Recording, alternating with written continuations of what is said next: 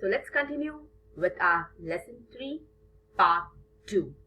Let's move on with a beautiful activity and try to understand what exactly precipitation and evaporation means. Now, think about this. Now, during winters, when you exhale means breathing out the air, and inhale means breathing in the air. Okay, so when you exhale, that is when you breathe out the air. On the glass of your mirror, what happens? What do you notice during winter season when you exhale the air? If you try to do this in summer, why doesn't this happen? So there is a differentiate which is given that during winter season what happens and during the summer season what happens when you exhale out the air. So when you exhale out the air during the winter season, there is warm air around. Okay, there's warm air on the mirror. So there is moisture in our breath, water, right? There is moisture in our breath. And when you exhale on the glass of the mirror, the water vapor condenses on the screen of the cold mirror. The water vapor, V-A-P-O-U-R, and the spelling is V-A-P-O-R. That is the capital spelling which is there. So V-A-P-O-U-R and V-A-P-O-R both are correct spelling of vapor. So because of the moisture which is present in the mouth and because of the warm air which is outside, when you exhale out the air, the mirror, you can see there will be vapor condensation. As you can see in the second picture, the mirror, that is the car mirror which is there, it will be like fogging, right? So the vapor gets stuck on the mirror. It becomes little foggy. It becomes condensed. Okay, the screen of the mirror becomes condensed. Similarly, during the summer season, what happens? During the summer season, because the outside air is too hot, so there is lot of humidity present. So during the summer, the air blown from the mouth is hotter because it is summer than the mirror. Mirror is not that hot, but we have heat inside our body. So the air blown from the mouth also contains moisture. And when the moisture touches the colder surface of the mirror, which has less warm air, we can see fine water droplets on the mirror and the mirror looks hazy. You must have noticed this during the winter and summer season. Now also, now because it is a rainy season, you may not notice much, but early morning if you get up, suppose if you are there in the bathroom, and in the bathroom if your mirror, when you take bath, you will notice that the mirror in the bathroom after you take bath, because the steam vapor is created, the mirror becomes hazy, right? So this is a small activity which you have to think. Now why this activity is given? So that we can understand the different meanings of the different process which takes place in the air, okay, or which takes place in the outside air. So the first topic which we are going to understand here is evaporation. What do you mean by evaporation?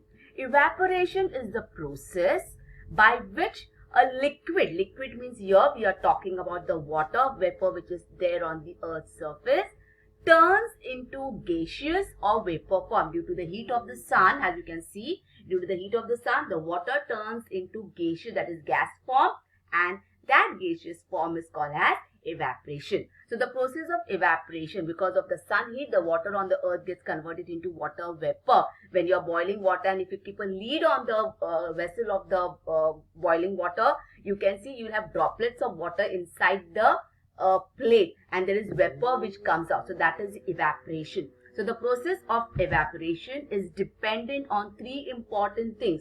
And which are the three important things? Dryness, the temperature, and the wind speed. So these things are outside, not we are talking about the internal, but outside. Okay, so in the open, dryness, how much dryness is there in the air? What is the temperature, whether the temperature is high or whether the temperature is very low. And the next important thing is, the speed of the wind, from which direction does the speed winds and how the wind is, whether it is windy or whether it is cool, calm, or whether it's just a normal air or a normal breeze. Okay, so let us try more in detail about it. Now, what happens? Okay, so if you see, if the air is dry and hot, then the rate of evaporation increases. Means if the outside air is dry and if it is hot air, Then the water which is there on the earth's surface, due to the sun's heat, because it is dry and hot, so the heat of the sun, what will happen? The rate of evaporation, that is the water turning into gaseous form, will increase. Simple example, if you are keeping a vessel on the gas for boiling, and if you keep the gas on the full flame, you will see the water starts boiling and the steam starts coming out in a higher rate. So there is an increase in the rate of evaporation when you have dry and hot air outside. Next important thing, when again there is dry and cold air, the process of evaporation continues even when it is dry and cold. During it is not severe winters, but when they are normal winters, at that time also the rate of evaporation remains the same. Now when does the change occur in the evaporation?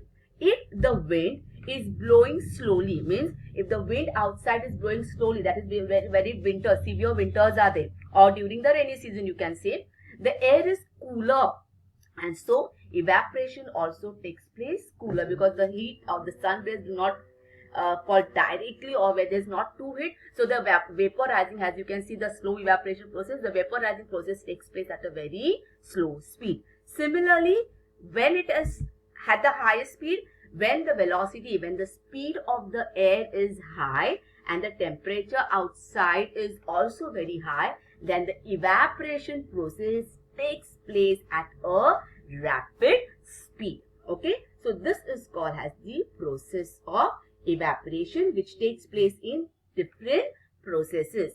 It is in the dry and hot air, the process is at the same speed. Even if it is dry and cold air, the evaporation process is at the same speed. Only change will be when the wind is blowing and the air is cool, it is slow, and when the wind is blowing, the velocity of the wind is very high and the outside temperature is cold, the evaporation takes place at a very rapid stage.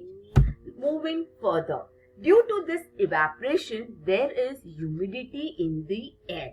Now, what is humidity? In local language or in simple language, if I talk humidity means the amount of water vapor present in the air. Because of evaporation, the vapor is rising. So that vapor, that steam which is there in the gaseous form, that is getting mixed with the outside air. So in that air, that water droplets or the steam which is getting mixed is called as humidity, moisture, what you can say. So humidity is the amount of water vapor in the air. The higher the temperature, the more water vapor it can hold. Warm air can absorb much more water vapor than the cold air. Yes, because if it is warm, if it is too heat outside, the rate of evaporation is rapid. It increases at a very high speed. But if the air is cool outside, then the rate of evaporation is at a slow speed. So what is humidity? Humidity is the proportion of water vapor in the air is called as humidity. The dryness or the dampness of the air depends on the proportion of water vapor. Now, air can hold moisture in specific quantity at a specific temperature only. Specific quantity and at specific temperature only. I'll give one example over here with the second line. As air cools down, its moisture holding capacity reduces. Now, what is this example? A simple example from a day-to-day life. Okay. When you wash your clothes and when you keep your clothes to dry on the clothesline, you will notice few things, if you ever notice that. See, during the summer season, if you wash your clothes and if you leave it on your clothesline, it will get dried up very soon. Okay, in morning you wash, by afternoon the clothes are completely dry. Why? Because the rate of evaporation is very high outside.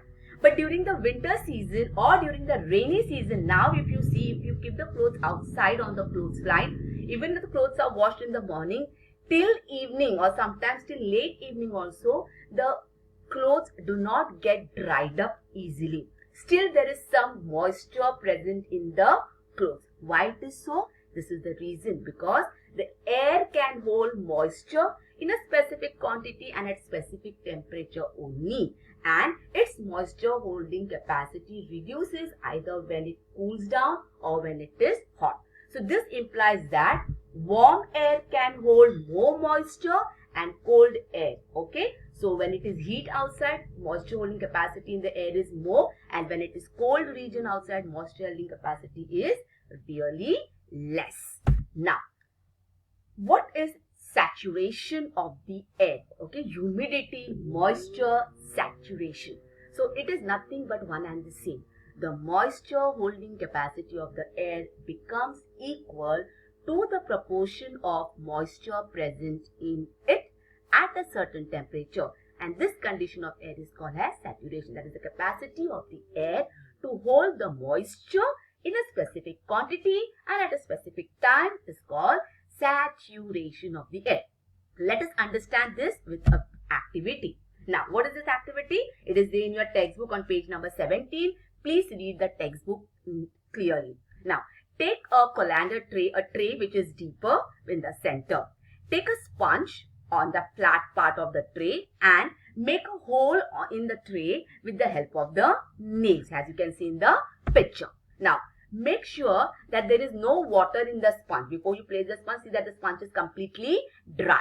Pour water on the sponge with a big spoon. Okay, so keep on pouring the water. Keep on continuing this activity of pouring the water on the spoon. So pour water on the sponge till the sponge become wet with water. Now what will happen? Now what happens when you pour more water on the sponge, and what was your conclusion? That is, when you perform this activity, what conclusion or what idea or what answer did you get from this activity? So water was absorbed by the dry sponge. As you went on pouring the water, the sponge started absorbing the water and it started swelling. It started extending in large. Then drops of water started trickling down the sponge. Trickling down, as you can see in the picture, the water from the, because sponge has pores, small holes. So as you went on pouring the water, some water started falling down. Water holding of the sponge is fulfilled. This makes it saturated. That is, a simple logical explanation is, you know that if you take a sponge and if you dip that sponge in the water also, if you take a sponge and if you dip it completely in the water, the sponge will absorb the water as its capacity. Or in another language, if you take a glass, empty glass, the glass will hold only that much amount of water, that is the, the volume of the glasses. So it will not hold more than that water. The water will spill out. Same thing, the sponge was having a specific amount of capacity to hold the water. It kept the water in it, and when you were pouring spoon by spoon, you were pouring the water, and when the capacity of the sponge to hold the water exceeded, it started trickling down. So it shows that moisture in the air is also similar. When the capacity of holding moisture in the air is completely fulfilled, then this starts precipitation. That is, it comes in the form of rain or snow. Now what it is? So this is a simple example. You must have studied about water cycle in your science lesson, even in your geography lesson in your early classes. So what does this activity help us to know? Thus, when the proportion of moisture in the air exceeds its vapor holding capacity, that is precipitation, starts coming in the form of rain or snow which occurs on the earth. So you can see the simple water cycle, surface of the earth where they have water on the surface, right? Evaporation starts taking place. There is transportation. These are all the words which you have already studied in your science, or you may study later in the science, and we are going to study the same word. What do you mean by condensation? What is transportation, densification in our next video. So it rises up, okay, then the precipitation starts taking place, condensation is there. So see the example on the other side, it is given due to the heat of the sun, evaporation takes place, the vapor rises up, it gets condensed in the form, then it gets transported in the form of clouds, and this clouds then come back again on the earth in the form of rain. This is called as precipitation.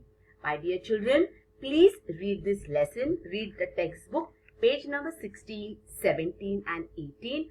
Understand each and every word and part from it. If you find difficult, please go through this video again and again. So we will end with our video 1, part 1 and 2. Thank you, and we will meet in the next video with our same lesson. Goodbye and take care.